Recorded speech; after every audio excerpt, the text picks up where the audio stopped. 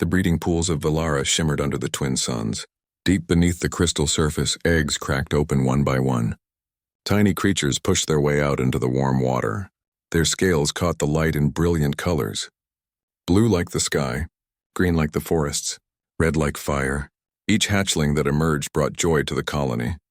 But when Taeyang broke free from his egg, silence fell over the watching crowd. His scales were white. Pure white like snow, not a single spot of color anywhere on his small body. His eyes glowed red like burning coals. The elder Velalans pulled back in horror. Mothers grabbed their young and turned away. Even the birth attendants who had welcomed hundreds of hatchlings refused to touch him. "Cursed," whispered one elder. "The white one brings bad luck. Look at those eyes," another said. "Like blood. Like death." Taeyang floated alone in the pool while his clutch siblings swam away. They stayed close to the adults who cooed at them and stroked their colorful scales. Nobody cooed at Taeyang. Nobody touched him. He was different, and different meant wrong. The first days of life were the hardest. Hatchlings needed warmth and food and gentle teaching. The others received all of this. Taeyang received nothing. He had to figure out how to catch the small fish by himself. He had to find the warmest spots in the pools alone. He had to learn which plants were safe to eat through trial and error. His stomach hurt many times from eating the wrong things. When he tried to join the other hatchlings during feeding time, they hissed at him. When he approached the warming rocks where everyone gathered, they scattered like he carried disease. The adults watched but did nothing to help. Some even encouraged the rejection. "Stay away from the white one," they told their young. "His curse might spread to you." Taeyang learned quickly that the world did not want him, so he stopped trying to be part of it. He found dark corners in the breeding caverns where nobody went. He ate scraps that others left behind. He grew, but he grew angry. Every day he became more bitter. Every day the walls around his heart grew thicker. The other hatchlings played games in the shallow waters. They chased each other and tumbled over smooth stones. They learned to hunt together, working as a team. Taeyang watched from the shadows. His red eyes tracked their movements. Sometimes he wanted to join so badly it hurt, but he never tried anymore. He knew what would happen. Months passed and the hatchlings became juveniles. They grew larger and stronger. Their scales became brighter.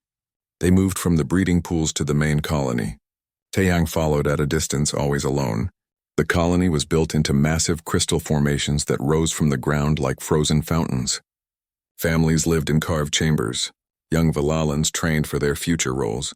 Everyone had a place. Everyone except Taeyang. He lived in an abandoned chamber at the edge of the colony. It was small and cold and nobody wanted it, but it was his. The only space in the world that belonged to him. He decorated it with rocks he found, arranging them in patterns that made sense only to him. Sometimes he would talk to the rocks because they were the only things that never turned away. Other young Valalans whispered about him when he passed. "There goes the ghost," they said. "Stay back or you'll catch his curse." They threw small stones at him sometimes. Not big enough to hurt badly, but enough to remind him he was not welcome. Taeyang learned to move fast. He learned to keep his head down and his mouth shut, but inside his anger grew. It burned in his chest like a second sun. He was not cursed. He was just different. Why couldn't they see that? Why did color matter so much? He was still Valaran. He still breathed the same air and drank the same water. His heart beat the same way. His mind thought the same thoughts, yet none of it mattered. The white scales defined everything. One day, young Valalans were training in the hunting grounds. Taeyang watched from behind a large crystal formation. He watched how they worked together, how they communicated with small gestures and sounds. He could do that too if anyone gave him a chance. He was fast. He was smart. He had learned to survive completely alone, which was harder than surviving with help. A training master noticed him watching. "You there, white one." "Stop lurking and leave." Taeyang's anger flared. His lips pulled back, showing his small, sharp teeth. A growl rumbled in his throat. The training master stepped back, surprised. Other adults came running. They surrounded Taeyang with weapons drawn. "Dangerous," they declared. "The white one is aggressive and dangerous." Taeyang fled back to his cold chamber. His heart pounded. His scales trembled. They had been ready to hurt him just for watching, just for existing near them. The unfairness of it all crashed over him like a wave. He curled into a tight ball in the darkest corner of his chamber and made sounds that were almost like crying. That night, he decided something important. If they wanted him to be a monster, he would act like one. If they wanted him to be angry and mean, he would be exactly that. He would hiss and snap and make himself as unpleasant as possible. If he had to be alone forever, at least he would be alone on his own terms. The next morning, Taeyang emerged from his chamber with his scales bristling and his teeth showing. Any Velaran who came near received a warning growl. He snatched food from the common areas and ran before anyone could stop him. He knocked over carefully arranged objects just to cause trouble. He became everything they said he was. The colony elders held a meeting about him. The White One is becoming a problem, they said. He must be controlled or removed, but nobody wanted to be the one to remove him. Despite his small size, Taeyang fought with desperate fury when cornered. He bit and scratched and refused to surrender. Eventually, the elders decided to simply ignore him more completely. They told everyone to avoid the White One entirely, pretend he did not exist. So Taeyang became a ghost in his own home. He lived among his people but was not part of them. Days turned to weeks. Weeks turned to months. Seasons changed. Life continued for everyone else. For Taeyang, every day was the same. Wake up alone. Eat alone. Exist alone. Sleep alone. He forgot what kindness felt like. He forgot what gentle voices sounded like. He forgot that anyone in the universe might care whether he lived or died. The anger became a permanent part of him, as much a part of his body as his white scales. Then the humans arrived on Valara, and everything changed. The human ship landed in the flat plains outside the Valaran colony. It was smaller than Taeyang expected. He watched from his usual hiding spot as strange two-legged creatures emerged. They wore suits that covered their entire bodies. Their faces were visible through clear panels. They looked so different from Velalans, soft skin instead of scales, hair on their heads, small eyes that were not red or gold or green but brown and blue. The Velaran elders met the humans with formal greetings. Taeyang could hear their conversation from where he hid. The humans wanted to study Velaran culture. They wanted to learn about the planet and its people. In exchange, they offered technology and knowledge from Earth, their home world. The elders agreed. They were curious about these aliens who traveled between stars. They hoped to gain useful information. The humans set up a research station near the colony. It was made of strange materials that did not exist on Valara. Metal and plastic and glass. It hummed with power. Taeyang watched the humans come and go. They were always busy, always moving, always talking to each other through devices. They took notes on everything. They recorded sounds and images. They collected samples of plants and rocks. At first, they did not notice him. He was just another shadow in the crystal formations. But one human was different. Her name was Jiwoo, though Taeyang did not know that yet. She was younger than most of the other humans. Her hair was dark and long, pulled back from her face. Her eyes were kind, even when she was concentrating on her work. She spent most of her time near the breeding pools, studying the young Velalans. She watched how they played and learned and grew. She made detailed notes about their behavior. She smiled when hatchlings did something clever. She never tried to touch them without permission. The Valaran mothers appreciated this respect. They allowed her closer than they allowed the other humans. Taeyang watched Jiwoo more than he watched the others. There was something about her that felt different. Safe, maybe, though he did not trust that feeling. Nothing had been safe for him in a very long time. One day, Jiwoo noticed him. She was sitting by the pools with her notebook when she turned her head and looked directly at his hiding spot. Taeyang froze. His white scales made him easy to see when someone actually looked. He expected her to call for the elders to point him out as a problem. Instead, she just looked at him for a long moment. Her expression was curious, not afraid or disgusted. Then she went back to her notes like it was nothing special. The next day, she came back to the same spot. This time, she brought a small container with her. She opened it and took out a cube of something that smelled amazing. Food, Taeyang realized, but not Valaran food. Human food. She ate one cube slowly, clearly enjoying it. Then she did something strange. She placed another cube on a rock near Taeyang's hiding spot. Not too close, but close enough that he could reach it if he wanted. She did not look at him. She did not make a big show of it. She just left it there and continued writing in her notebook. Taeyang stared at the cube. His stomach growled. He had not eaten well in days. But this could be a trap. Humans were unknown. Maybe their food was poisoned to Valalans. Maybe she was trying to hurt him like everyone else. He did not take the cube that day. But Jiwoo came back the next day and did the same thing. Another cube on the same rock. She still did not look at him directly. Still did not try to approach. Just left the offering and went about her work. On the third day, Taeyang's hunger won. He waited until Jiwoo seemed focused on her notebook. Then he crept forward fast as lightning. He snatched the cube and retreated to safety. The food was strange but good. Rich and filling, his stomach stopped hurting for the first time in days. Jiwoo had smiled when he took it, though she pretended not to notice. The pattern continued. Every day Jiwoo came to the pools. Every day she left food for Taeyang. Sometimes cubes, sometimes other things. All of it good. All of it freely given with no demands attached. Slowly, very slowly, Taeyang began to creep closer. Not close enough to touch, but close enough to see her clearly. She talked while she worked. Not to him exactly, but out loud to herself.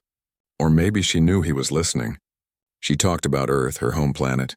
She described oceans that were bigger than anything on Valara. She talked about forests with trees so tall they touched the sky.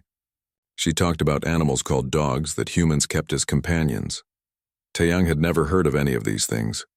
He listened carefully, building pictures in his mind. Earth sounded beautiful. It also sounded strange. Water that moved in waves, air that turned cold and made white stuff called snow fall from the sky. He wondered if humans with white skin were rejected like he was rejected for his white scales. One day, Jiwoo talked about loneliness. She said she missed her family on Earth. She said space travel meant being away from everyone she loved for years at a time. She said sometimes she felt very alone even when surrounded by other humans. Taeyang understood that feeling. He understood it better than anything else she had said. Other humans began to notice Jiwoo's routine. One of them, a man named Hyunwoo, questioned her about it. Taeyang heard them talking. "Why do you waste rations on that creature?" Hyunwoo asked. "The Valalans say it is cursed. He is not an it," Jiwoo said firmly. "He is a juvenile Velaran who happens to be albino. That is just a genetic variation. It does not make him cursed.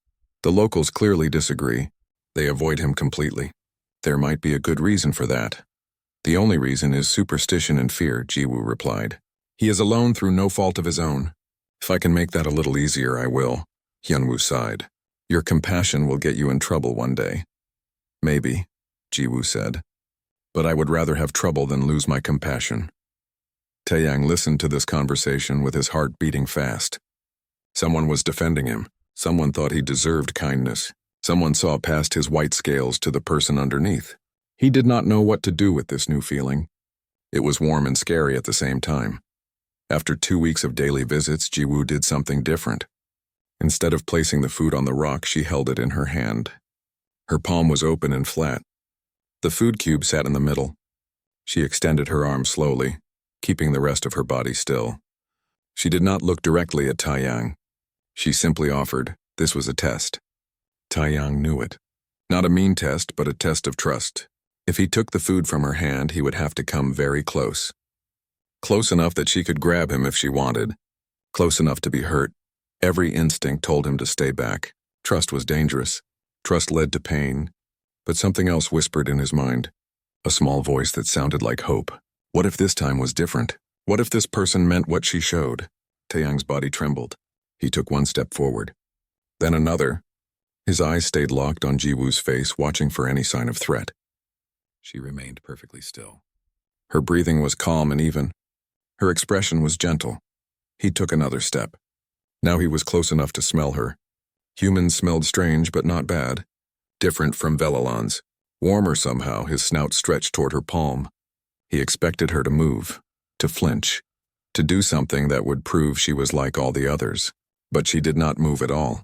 She was patient in a way he had never experienced. Finally, his snout touched her hand. Her skin was soft and warm. Not like scales at all. The food cube was right there. He could take it quickly and run. That would be the safe choice. But Taeyang did not run. He took the food gently from her palm.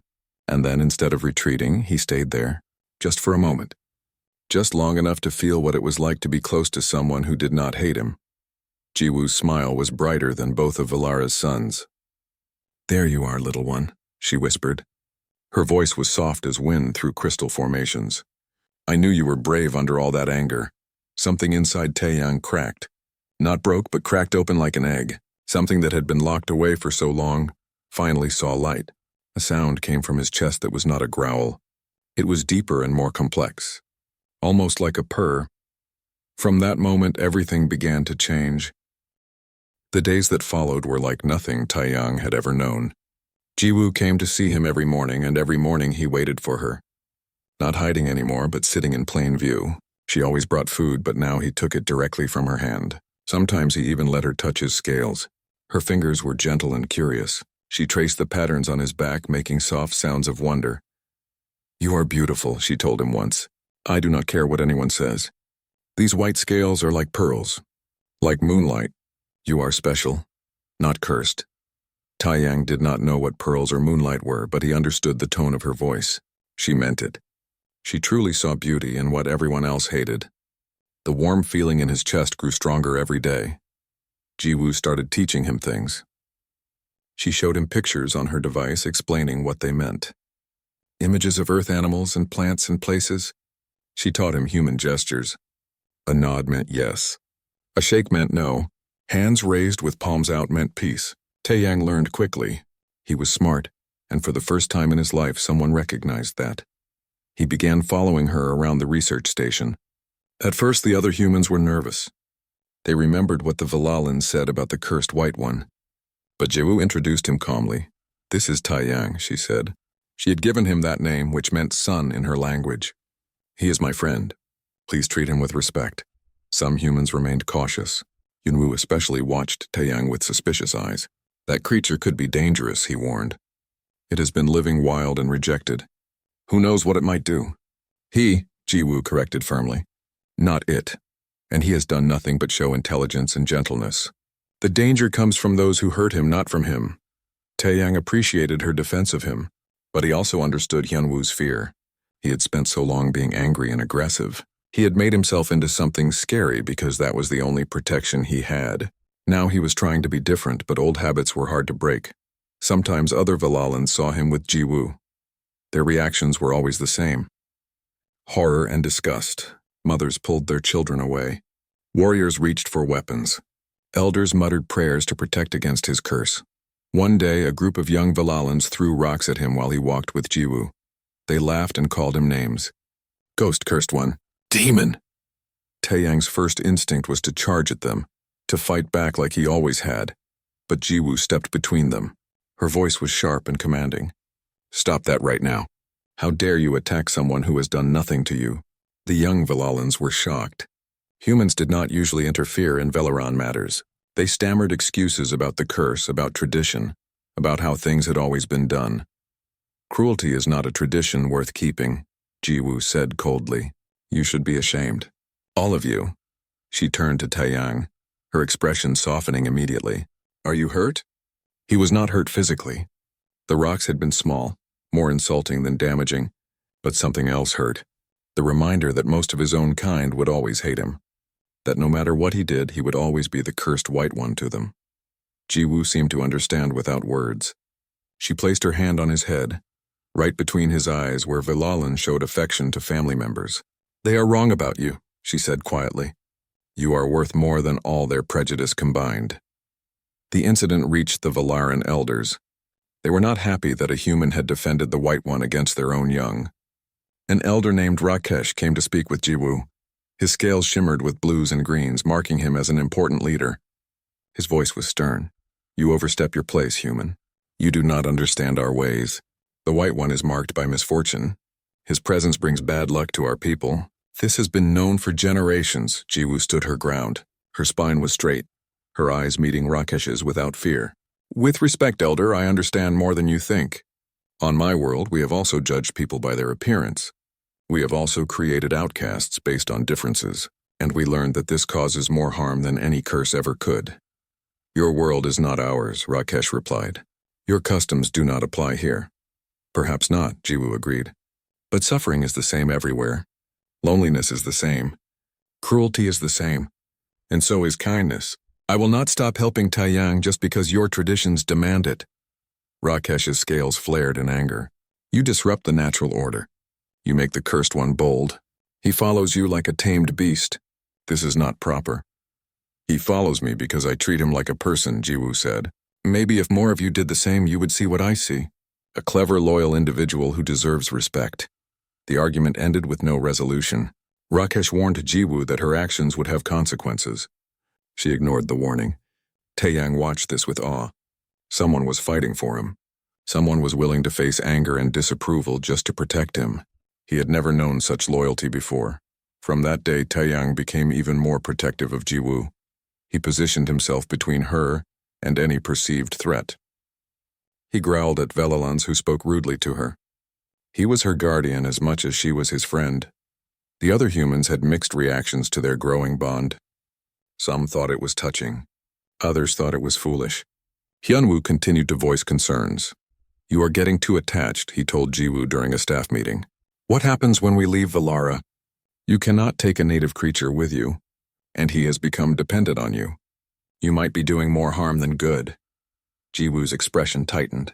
We are not leaving for another year. That is plenty of time to figure things out, and Taeyang is not dependent on me. He is bonded with me. There is a difference, is there? Hyunwoo challenged. You are the only positive thing in his life. When you go, he will be alone again, maybe more alone than before because now he knows what he is missing. The word struck deep.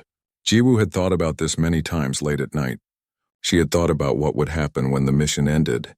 The idea of leaving Taeyang behind made her heart ache. But she could not take him to Earth.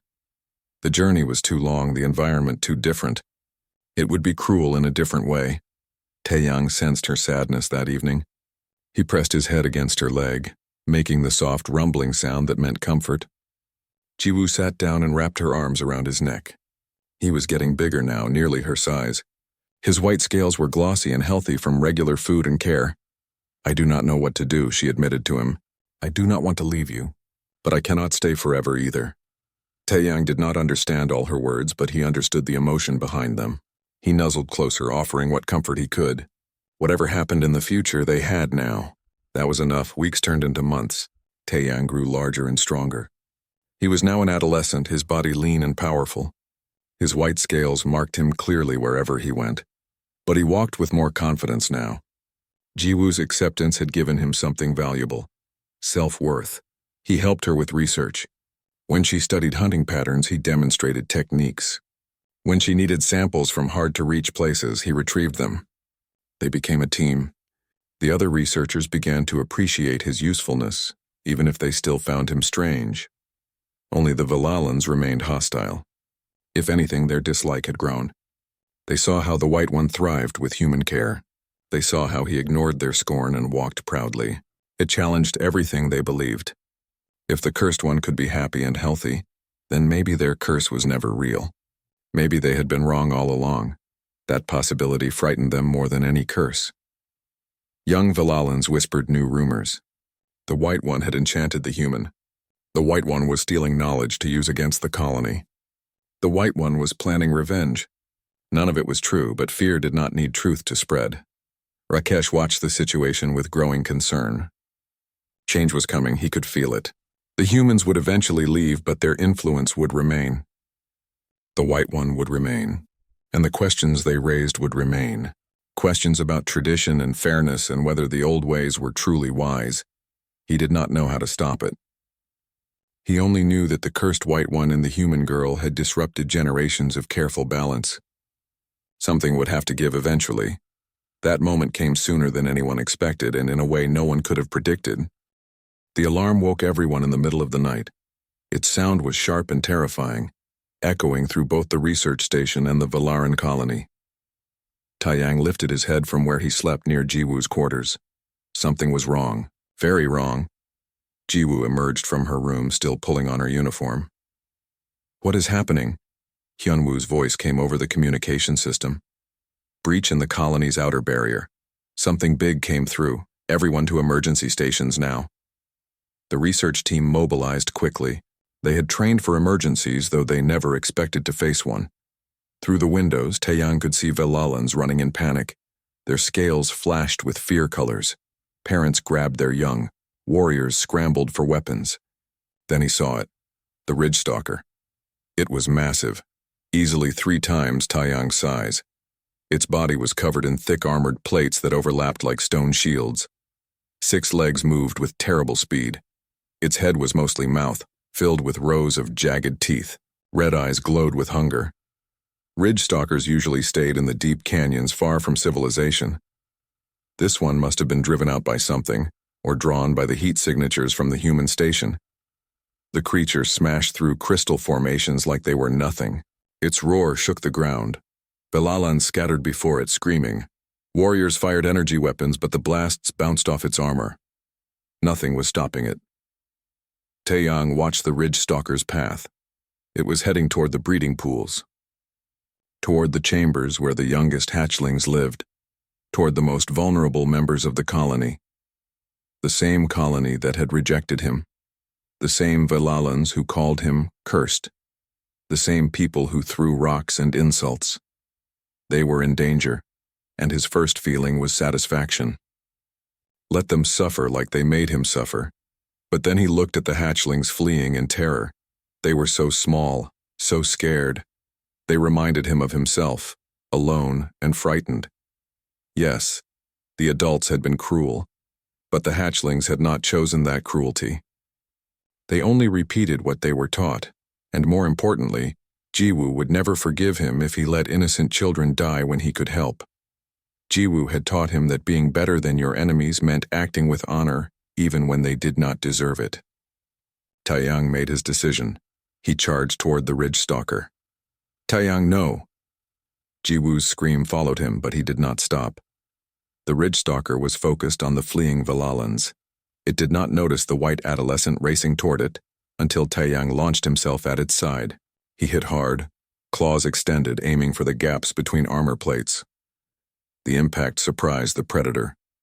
It stumbled sideways, attention diverted from the hatchlings. Good. Now it was focused on him instead. The ridge stalker swung its massive head. Taeyang barely dodged. Those teeth could crush him in one bite. He darted around its legs, staying mobile, using his smaller size as an advantage. The creature was powerful but slow to turn. If he stayed quick, he might survive long enough for help to arrive. But survival was not his goal. His goal was to keep this monster away from the helpless, even if it cost him everything. The ridge stalker's tail whipped around. Taeyang could not dodge in time. The impact sent him flying. He crashed into a crystal formation, pain exploding through his body. His vision went dark for a moment. When it cleared, the predator was charging straight at him. Taeyang rolled aside at the last second. The ridge stalker's jaws snapped shut on empty air. It roared in frustration, spraying saliva that sizzled where it hit the ground. Acid saliva, one more weapon in its arsenal. Taeyang circled, looking for an opening. His body hurt. One of his legs was not working right. Blood from his own wounds left a trail on the ground. He was outmatched. He had known that from the start. But he could not stop now. The Valaran warriors regrouped, firing coordinated shots at the creature's head. It was enough to annoy it, make it turn toward them. That gave Taeyang an opening. He jumped onto its back, claws digging into the gaps in its armor. The ridge stalker bucked and thrashed, trying to throw him off. Taeyang held on desperately. He bit down on the softer tissue between plates, tasting blood that was bitter and wrong. The creature's roars became screams of pain. It slammed its body against a structure, trying to crush Taeyang between its back and the solid surface. Taeyang let go and fell hard. More pain. Something in his side was definitely broken. He tried to stand, but his injured leg gave out. He collapsed. The ridge stalker turned toward him, seeing easy prey. This was it. This was how he died. Alone in the dirt, trying to protect people who hated him. There were worse ways to go, but he was not alone. Jiwoo appeared in front of him, holding a plasma torch from the research station. It was not meant to be a weapon, but she had turned it to maximum output. The flame burned blue-white, hot enough to cut through metal. "Get away from him!" she screamed at the ridge stalker. Her voice was pure fury. Her fear for Taeyang had transformed into rage. The ridge stalker lunged at her. Jiwoo stood her ground. At the last possible moment, She thrust the torch into the creature's open mouth. The flame burned into soft tissue. The predator's screams were horrible. It pulled back, head thrashing, trying to escape the pain. Other humans arrived with more equipment. Hyunwoo carried a heavy pulse rifle. 2 other researchers had nets and shock prods. They surrounded the injured ridge stalker, working together. Jiwoo never left her position in front of Taeyang, protecting him with her smaller body. The creature was injured and outnumbered now. Its instinct for survival kicked in. It turned and crashed back through the barrier breach, fleeing into the darkness. The Valaran warriors chased it, making sure it did not return. Silence fell over the colony, slow and shocked. Everyone processed what had just happened. Taeyang lay in the dirt, breathing hard. Pain filled every part of his body. But he was alive. Jiwoo dropped the torch and collapsed beside him. Her hands ran over his body, checking his injuries. "You stupid, brave, wonderful idiot," she sobbed. "You could have died. You almost died." "Why would you do that?" Taeyang managed a weak rumble. Why? Because she had taught him that life had value, even lives that hated him. Because she had shown him what courage looked like, and it looked like extending a hand when everyone else turned away. The Valaran hatchlings crept forward slowly. They had seen everything. The cursed White One had saved them. He had fought a ridge stalker alone to buy time for their escape. Their parents had always said he was dangerous, but he had not hurt them. He had protected them. One tiny hatchling, braver than the rest, approached Taeyang. She was bright green with golden eyes. She reached out and touched his white scales gently. "Thank you," she whispered. Other hatchlings followed. They gathered around the injured Taeyang, their small claws touching him with wonder and gratitude. They did not see a curse anymore. They saw a hero. The adults watched in silence. Their beliefs were crumbling. Everything they had taught their children about the White One was being proven wrong right before their eyes. Rakesh pushed through the crowd. His expression was complex. Shame and confusion and something that might have been respect. He looked at Taeyang for a long moment. Then he looked at Jiwoo, who still held Taeyang protectively. "The White One, Taeyang, saved our children," Rakesh said slowly. Each word seemed difficult. He risked his life for those who have shown him nothing but cruelty. "Yes," Jiwoo said. Her voice was sharp. "He did, because he is better than all of you. Better than your traditions and your curses and your judgment. He is what you should have been all along." The word stung, but no one argued. How could they? The evidence was bleeding in the dirt in front of them. Hyunwoo approached with a medical kit. "Let me help," he said to Jiwoo. His earlier suspicion was gone. That creature hit him hard. He needs treatment. Together, the humans tended to Taeyang's wounds. The Valalans watched. Some began to help, bringing medicinal plants and crystal dust that promoted healing. They worked alongside the humans awkwardly at first, then with more confidence. As dawn broke over Valara, something shifted in the colony. Not everything, not instantly, but a crack appeared in generations of prejudice. And through that crack, the possibility of change began to grow. Recovery was slow and painful. Taeyang's injuries were serious. 2 broken ribs, a fractured leg, deep cuts across his back, and bruises that turned his white scales purple and blue. The humans set up a recovery area in their medical bay where they could monitor him properly. Jiwoo barely left his side. She read to him from her Earth books. She played soft music through her device. She talked about anything and everything to keep his mind off the pain. When he could not sleep, she stayed awake with him. When he hurt too much to eat, she coaxed him with the food he liked best. The Valaran hatchlings came to visit. At first, just 1 or 2 at a time. They brought small gifts, smooth stones, pretty crystals, woven plant fibers, things that meant nothing to adults but were treasures to children. They asked if Taeyang was getting better. They told him stories to entertain him. They treated him like he was special, not cursed. Their parents allowed these visits, though some looked uncomfortable. Old beliefs died hard, but they could not deny what their children knew instinctively. Taeyang was not their enemy. He had proven that with his own blood. Rakesh came to the medical bay 1 week after the attack. He stood at the entrance for a long time as if gathering courage. Finally, he approached Taeyang's bed. Jiwoo watched him with suspicious eyes, ready to throw him out if he caused trouble. "I have come to apologize," Rakesh said. His voice was formal but sincere. "I have come to admit that the elders were wrong. That I was wrong. We judged you by your appearance and never looked deeper. We caused you suffering for something you could not control. This was not wisdom. This was fear and cruelty disguised as tradition." Taeyang looked at him silently. Part of him wanted to reject this apology. Words were easy. They did not erase years of loneliness and pain. Where was this understanding when he was a hatchling, starving and alone? But another part of him, the part that Jiwoo had helped grow, understood that change had to start somewhere. Holding on to anger forever would only poison him from the inside. Rakesh continued, "You saved our children when you had every reason to let them suffer. You showed honor when we showed you none. This is the mark of true character. On behalf of the elders and the colony, I ask for your forgiveness. And I ask that you consider taking a place among us, not as an outcast but as a guardian, a protector, one who proved his worth when it mattered most." The offer hung in the air. A place in the colony, acceptance, everything Taeyang had wanted his whole life. But something felt wrong about it. They only valued him now because he was useful, because he had proven he could fight.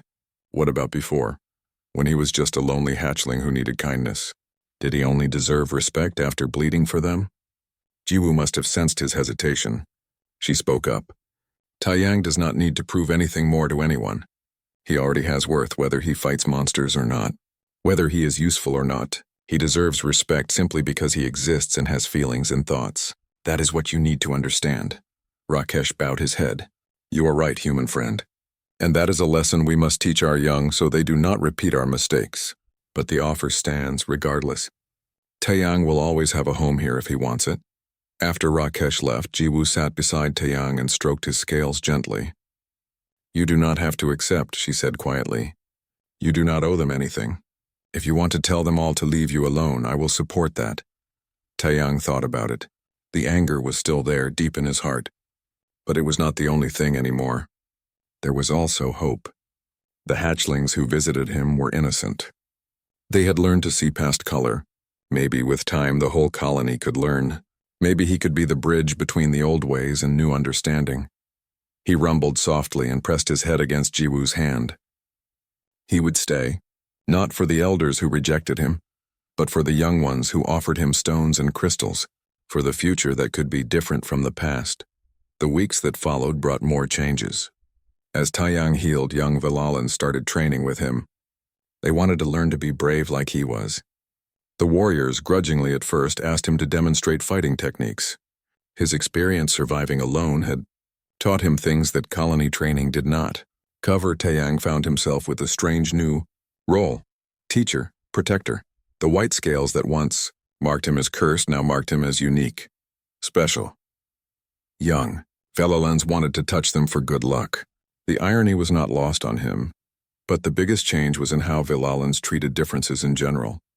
Parents started teaching their children that being different was not the same as being bad.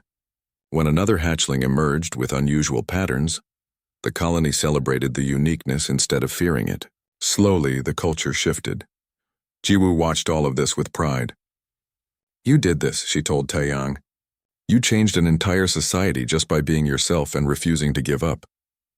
But as Taeyang grew stronger, a shadow grew in Jiwoo's heart. The mission was ending soon. In 3 months, the humans would pack their equipment and leave Valara. She would have to say goodbye to the friend who had become like family to her. She tried not to think about it. She tried to enjoy each day. But the knowledge sat in the back of her mind like a weight. Hyunwoo noticed her sadness. He approached her one evening as she watched Taeyang teach a group of young Vilalans. "You are dreading the departure," he observed. "Yes," Jiwoo admitted. "I do not know how to leave him. He has become such a big part of my life." "He will be fine here now," Hyunwoo said. "The colony has accepted him. He has purpose and friends." "You gave him that." "I know," Jiwoo whispered. "But it still hurts." Hyunwoo was quiet for a moment. Then he said something unexpected. "The mission report will note how crucial local cooperation was to our success. how one individual's relationship with a native creature helped us understand Velaran culture better. I may recommend that future missions include longer observation periods. Perhaps someone would need to stay behind as a cultural liaison. If someone volunteered, of course, Jiwoo's heart jumped. She looked at Hyunwoo with wide eyes. Are you saying— I am not saying anything official, Hyunwoo replied with a small smile. I am just noting possibilities. If someone felt strongly about continuing research here, there might be ways to make that happen. It would require giving up Earth for several more years. It would be a sacrifice. It would not be a sacrifice, Jiwoo said immediately. It would be a choice. And I would choose to stay. The next weeks were filled with complicated communications with Earth, forms and requests and justifications. Jiwoo made her case with passion. The response took time, but finally it came. Approved. One researcher could remain on Valara for extended study. Jiwoo would stay for 3 more years with an option to extend even longer. When she told Taeyang, he did something he had never done before. He made a sound that was almost like crying.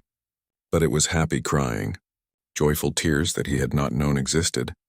His best friend, the person who saved him in every way that mattered, was not leaving. The other humans prepared to depart. They packed their equipment and said their goodbyes. The Velalans, who had been wary of them at first, now saw them as friends. There was sadness in the parting, but also gratitude.